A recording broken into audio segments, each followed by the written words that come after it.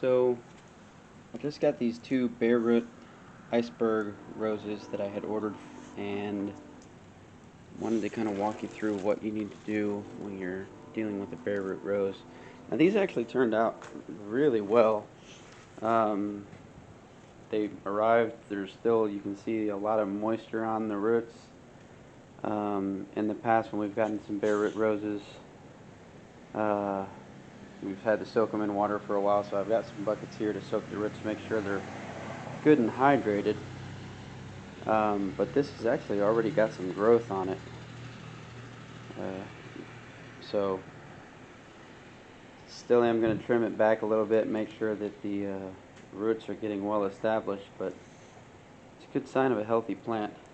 Went ahead and ordered these from Lowe's, so yeah, pretty impressed. Took about a week to get here. So what I'm going to do is I'm going to put these in a bucket of just cool tap water. You really only want the roots to be submerged, but I'm, just basically to where it starts splitting off, where it would be at ground level. So I got a separate bucket for each of them. I'm trying to be careful with the roots here.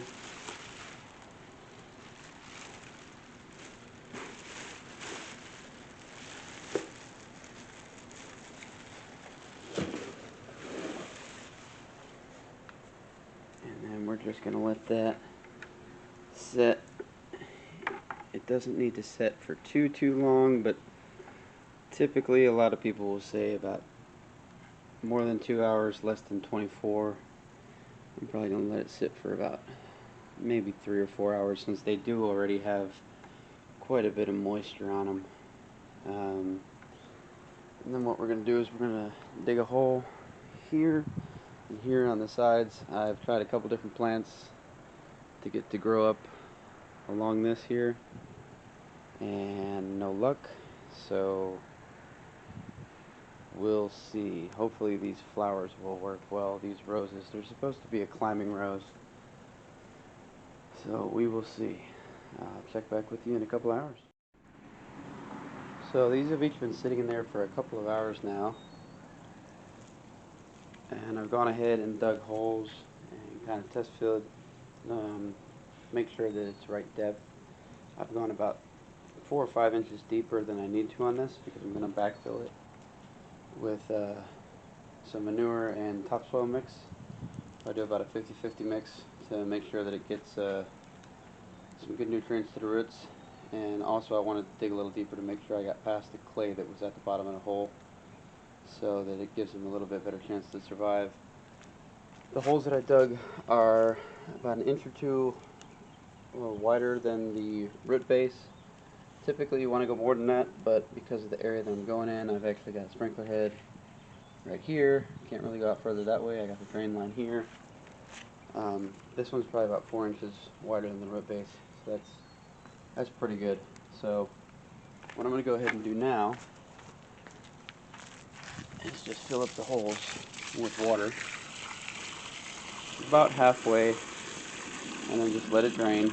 That'll get the soil nice and loose for the roots to start making their way through, and it'll also help compact the soil a little better. So while there's still a little bit of water in the hole, you want to add your manure and topsoil, and get that to where you can get the roots set up about where you want it to be at. So I've gone ahead and done that, and then same thing over here. Still a little bit more water in the hole on this one, but that's about where I want it, so that they're going to be aimed at this little wire trellis here.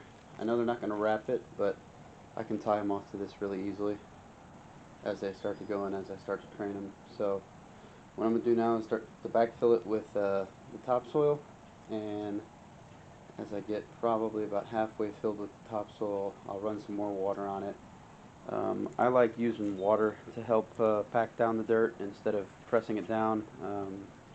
Personally, I just feel that can damage the roots if you just press on it too hard. So I like to fill it good 5-6 inches, use some water to compact it, and then do it again, and just repeat that process till you get to the top, and then you can make a little mound. So we'll go ahead and start on that. And there you have it. They're both in the ground, planted. I try to plant them to where this main root is just barely at the ground level. On this side it went a little bit deep, but that's okay. Not the end of the world. So I'm going to let this sit for about 24 hours. When I come back from work tomorrow, we will check on them. Sometimes, well, a lot of the times when you use that method of watering to tamp in the soil, it does sink down when it dries, so you have to add a little bit more soil to the top, and then I'll go ahead and mulch it. But yeah, we'll see about doing an update video in a couple months when we have them growing. I don't expect we'll get enough growth to go over the entire trellis, but for the first year I'm expecting we'll probably go up about 3 foot at the most for the entire growing season. But I'll keep y'all posted. Again, this is the iceberg roses from Lowe's. So thanks for joining, and that's how it's done.